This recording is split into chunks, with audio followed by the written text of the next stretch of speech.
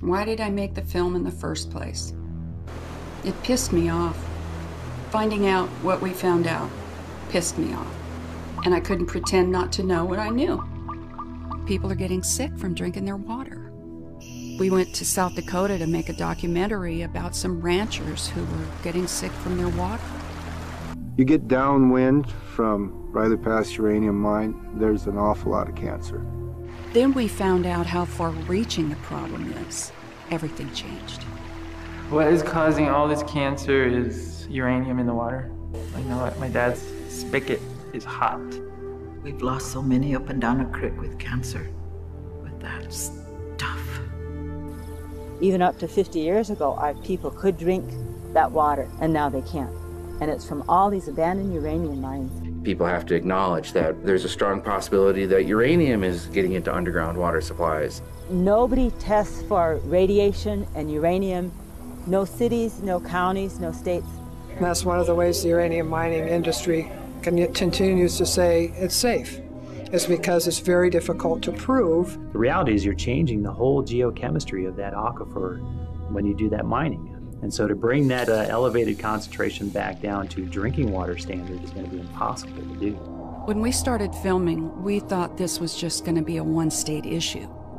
We covered 9 states and thousands of miles and didn't even begin to touch all of the sites where the contamination is lying on the ground or in the groundwater already. Water killed my mother.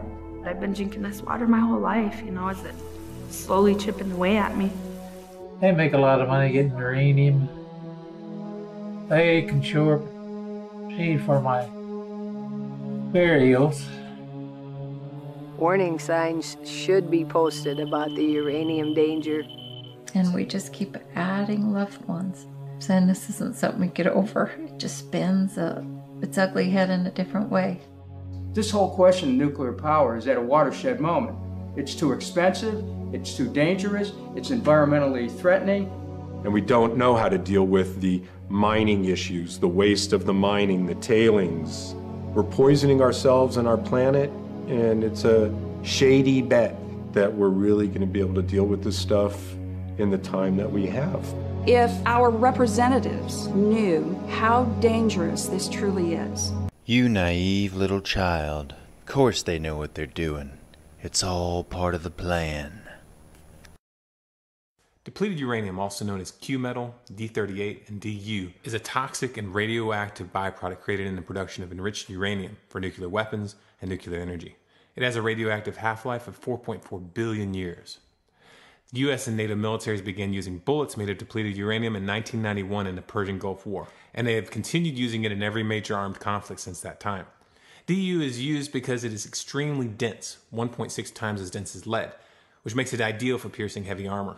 Just to give you an idea of how much this is being used, the US fired 640,000 pounds of DU ammunition in the first Gulf War alone. In the initial 2003 invasion, they used an estimated 4 million pounds.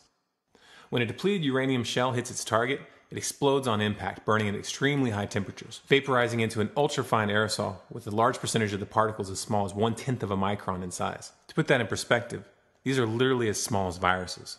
This depleted uranium dust spreads out into the atmosphere, where it finds its way into water and food supplies, and is inhaled by both soldiers and civilians living and moving throughout the area. Studies have shown that upon inhalation, these particles are small enough to pass through the nose, through the olfactory nerves, and into the brain, where it accumulates. Depleted uranium also accumulates in the bones and teeth due to the fact that the body replaces calcium with it. Governments that use DU always like to portray it as safe by referring to how solid chunks don't emit enough radiation to be harmful from a distance. But this defense fails to account for the fact that these microscopic radioactive particles, once absorbed into tissues, are in direct contact with cells throughout the body. And once it's in the body, there is no way to remove it, nor can these microscopic particles be removed from the environment at large. And remember, depleted uranium remains radioactive for over 4.4 billion years. One of the hidden tragedies of the Iraq wars has been the marked increase in birth defects, nervous system anomalies, and cancer rates. In some areas, birth defect rates have been shown to have increased by 15 times what they were before the war.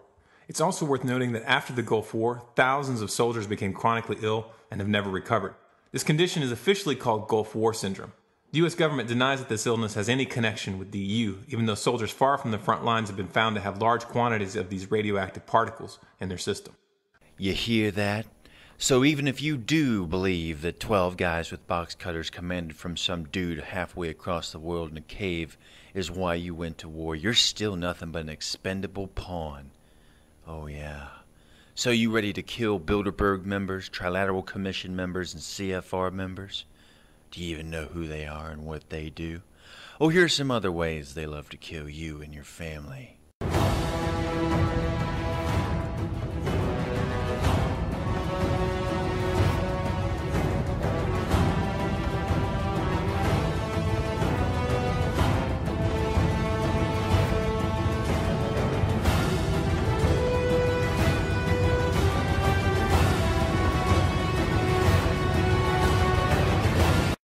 Alright, Bilderberg Group, Trilateral Commission, CFR, cat's out of the bag.